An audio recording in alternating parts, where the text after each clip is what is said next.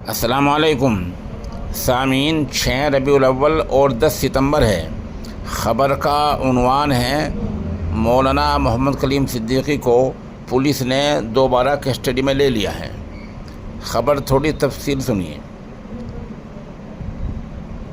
NIA court میں مولانا محمد کلیم صدیقی دامت برکاتہم کے معاملے کی سنوائی ہوئی ہے۔ اس سنوائی کے بعد مولانا کلیم صدیقی صاحب سمیت 14 افراد پر تبدیلی مذہب کا الزام لگا ہے۔ NIA کورٹ نے کہا کہ الزام ثابت ہو گیا ہے۔ سزا کیا ملے گی؟ سزا کا فیصلہ کہا گیا کہ کل ہوگا، یعنی آج منگل ہے، کل بدھ کے دن سزا کا فیصلہ ہوگا۔